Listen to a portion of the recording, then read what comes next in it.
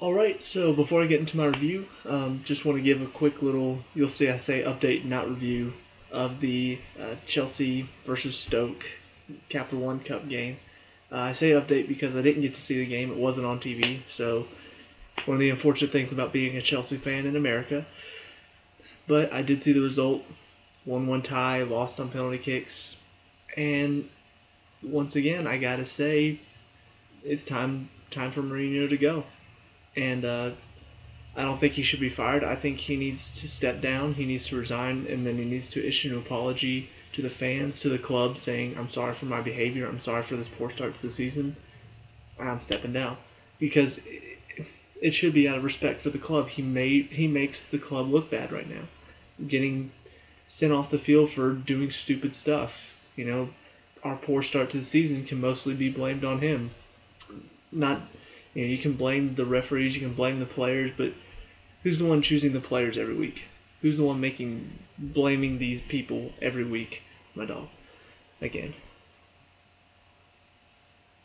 He's trying to cheer me up. He knows how upset I am right now. But he needs to go. He needs to go. And I appreciate everything he's done in the past, but what he's doing right now is embarrassing to the club, to us, to the players. It really reflects poorly on the club every single time. He's got something to say, and make or break game in the weekend, I believe, against Liverpool. Jurgen Klopp probably will do pretty well there, but right now, third game in, probably still not exactly got them going yet, and it's at home.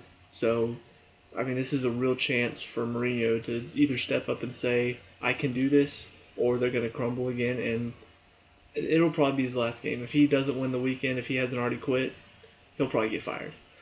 I'm sorry, talking about English Premier League, he'll get sacked. So, just like I said, quick little update. Very frustrated. So now, this is Mason the Brock Henderson, and once again tried to predict my next review. Way wrong. Got really busy yesterday. Missed NCIS and Agents of S.H.I.E.L.D. Thank God for DVR. So we got to watch Gotham, NCIS, and Agents of S.H.I.E.L.D. this morning, and all good episodes. But I will start with Gotham, and I like the turn they took it in. They could have taken the whole Firefly story. They could have taken it so many different ways. They could have, just made it another boring episode. They could have, made it into a "we're gonna stop her." From the previews, I could kind of see where they were going with this, and but I do like the turn they took. So basically, it starts off with Jim trying to beat the the facts out of some guy who might know where to find this Firefly, and it's interesting to see Captain Barnes kind of get on to him for this. Like, you can tell that Barnes he's a no-nonsense commissioner. He does not want any corruption at all, anything that is even remotely bad. He doesn't want it in there, and that includes beating information out of informants, which is something that they've been doing since day one. Like, even though Jim is definitely a stand-up cop and has only bent the line one time to help Penguin, he's still very forceful. He's very aggressive, and he'll beat information out of informants. That's kind of his thing. He and Harvey do all the time, and I gotta say, I'll get to Harvey in a second, because he does play a bit more into this episode, and I don't know, his character is kind of regressing in my opinion, but I'll explain. So you see Jim trying to get information about Firefly. You see the actual Firefly, Bridget Pike. She's with Selena now, and they're you can tell they have a very strong connection. Partially, I think, because Selena can relate to her. Having been an orphan, having nobody to look out for, she could only look out for herself.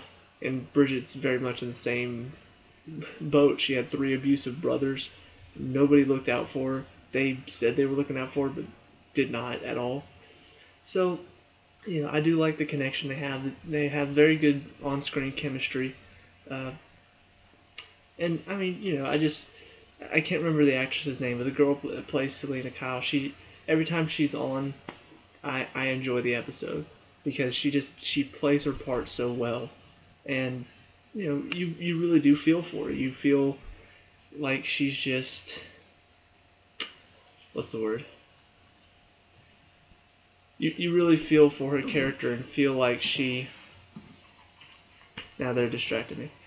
But that she has to fight to survive. It doesn't come easy to her. She has to actually work for her survival. And that I like her character. So you see them bond a little bit, and you see Selena convince her that they need to go rob this place to get money to get her out of town because her brothers are really pissed off that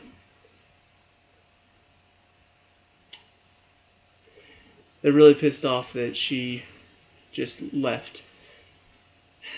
I'm sorry, my dog is really stupid. Oh, anyway.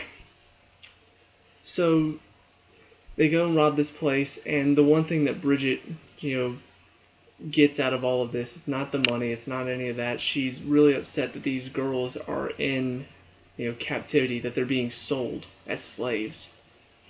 I'm gonna have to stop for 1 second.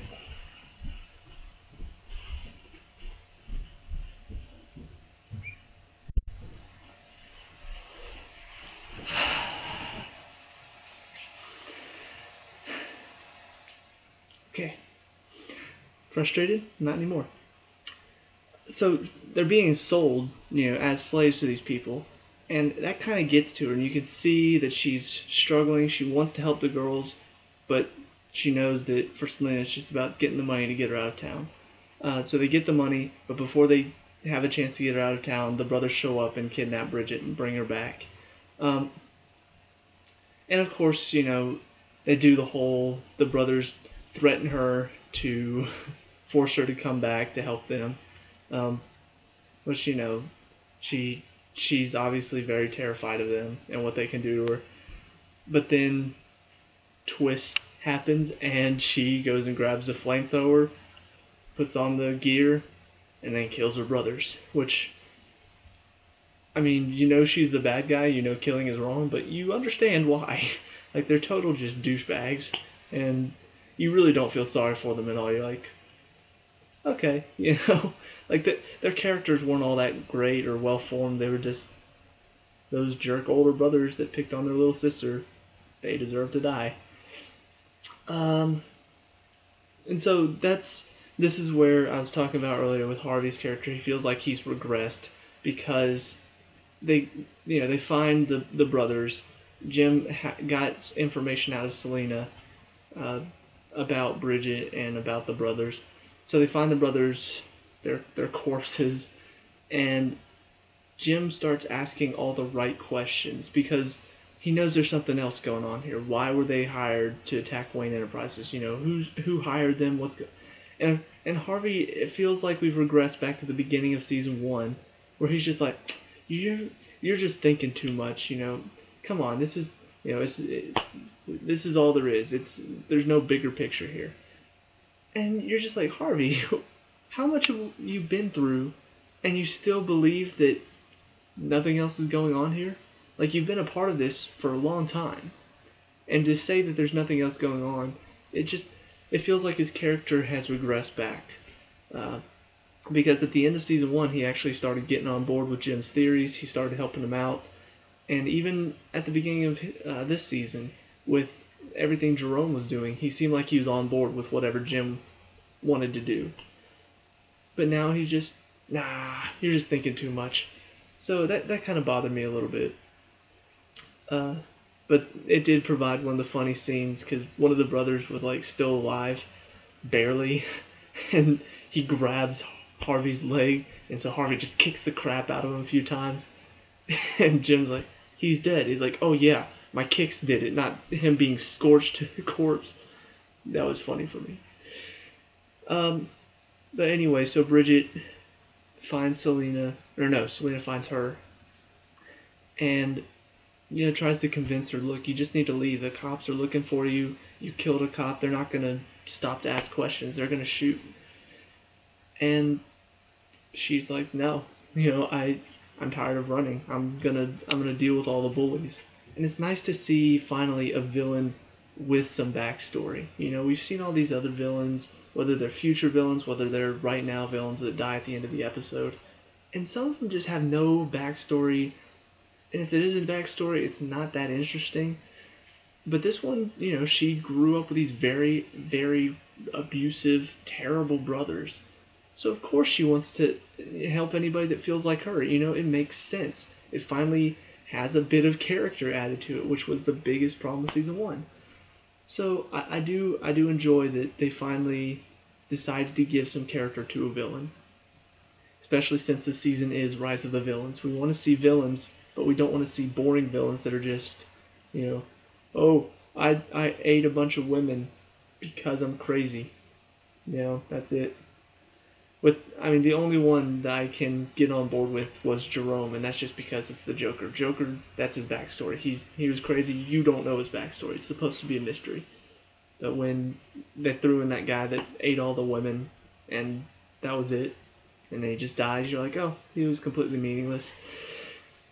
And so, of course, Firefly decides she's gonna go, help the girls that were being sold, and Selena gives Jim the information to go, find her, but only that if he promises not to hurt her, to bring her in.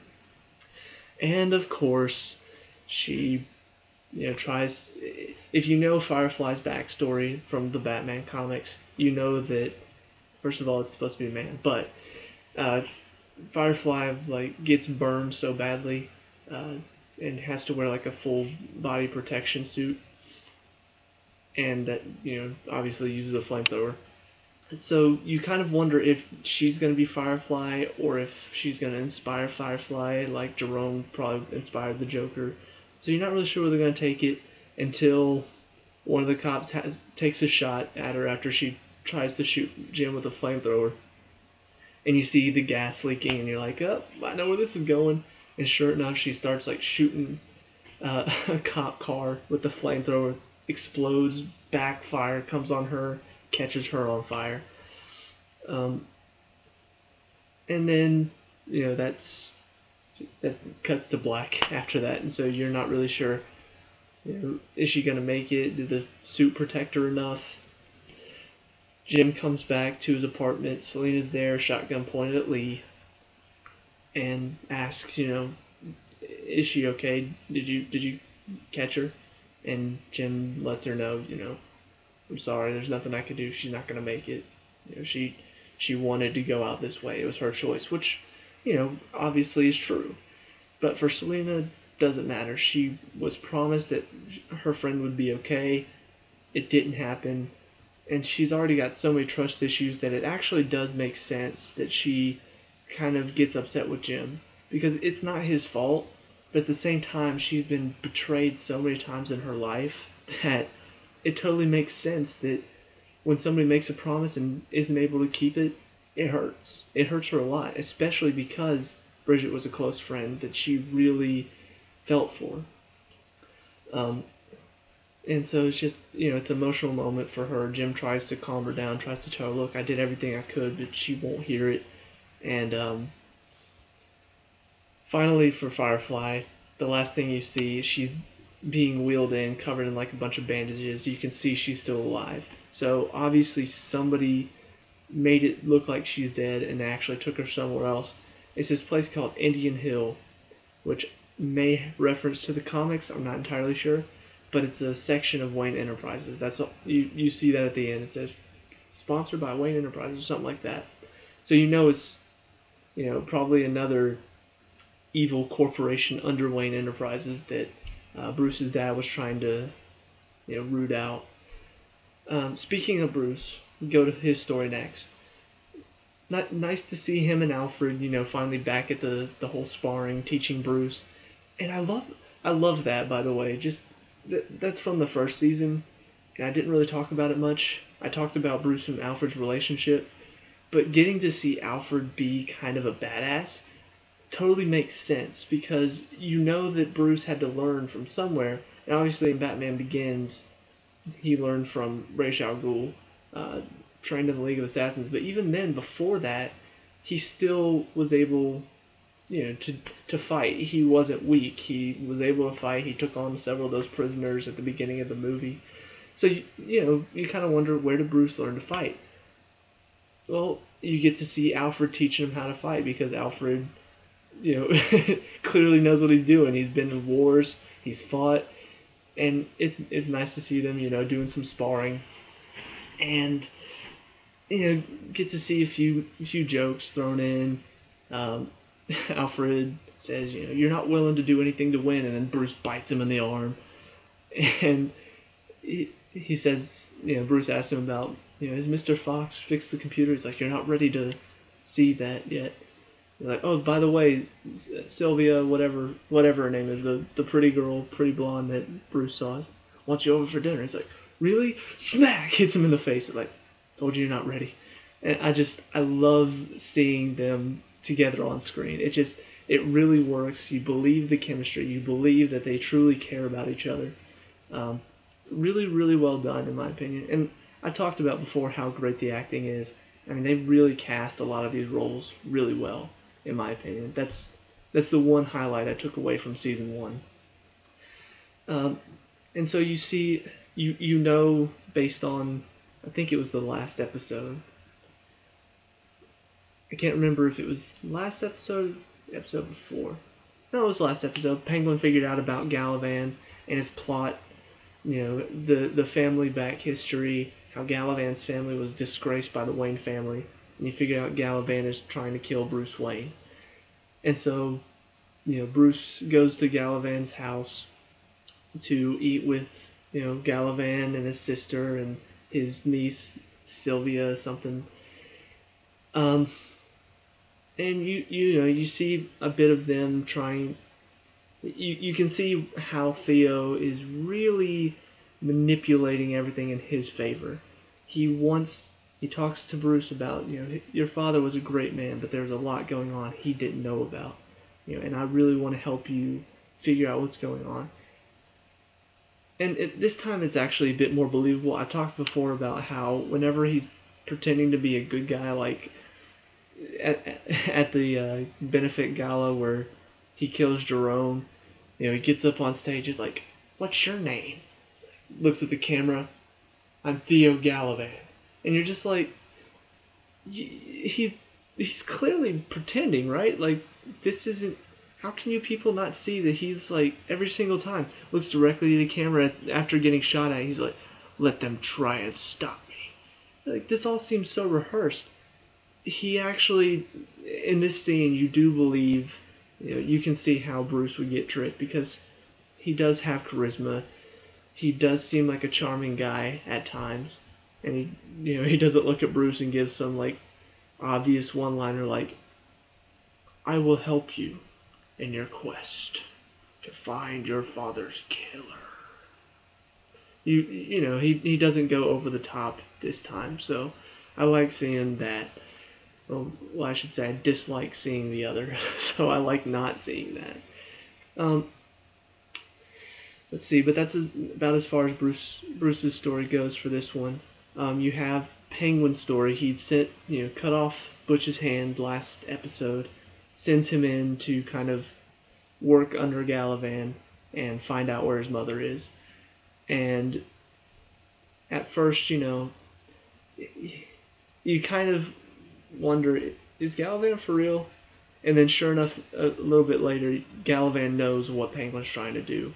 And I feel like, because they put a hammer where Butch's hand was, I feel like I've seen that somewhere before. I feel like that's some sort of enemy from Batman's future.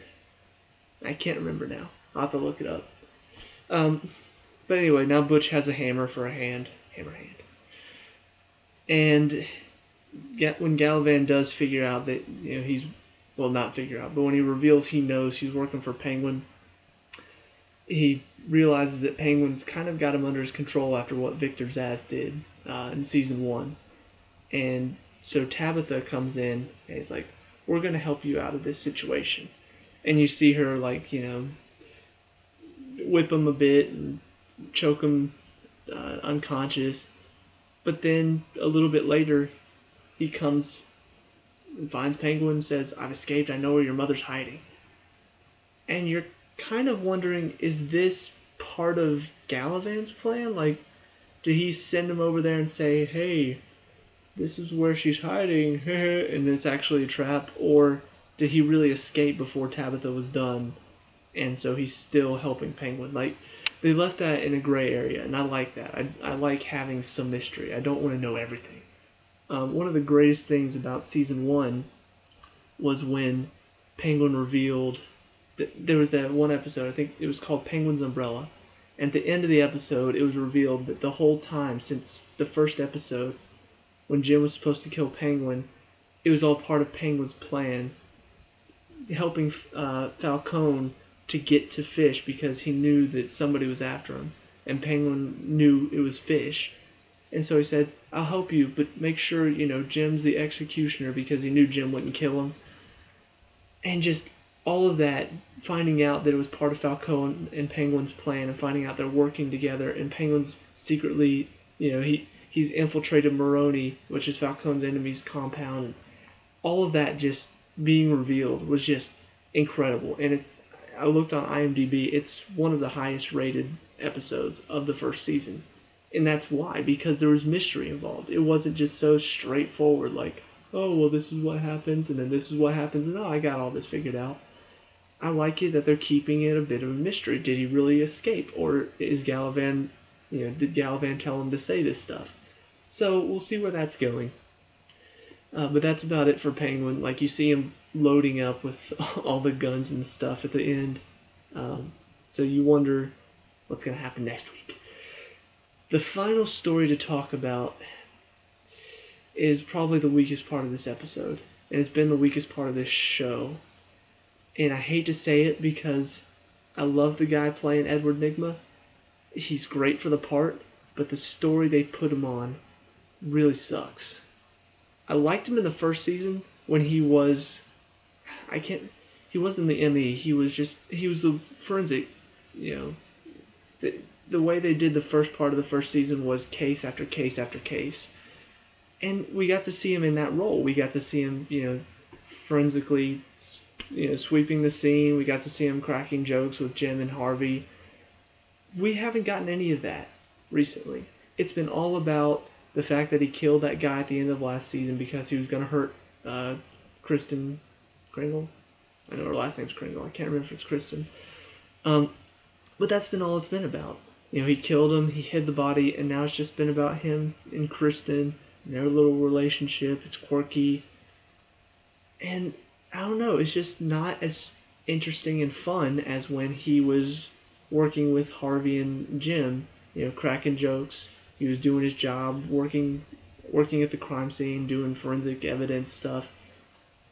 And they just, I don't know, ever since they went that route with him, slowly, it wasn't even slowly turning evil. He just stabbed the guy, and now he's having psychotic visions, of him talking to himself, and it just happened so quickly. But this episode, he convinces Kristen to come to his house, and they, enjoy some time together.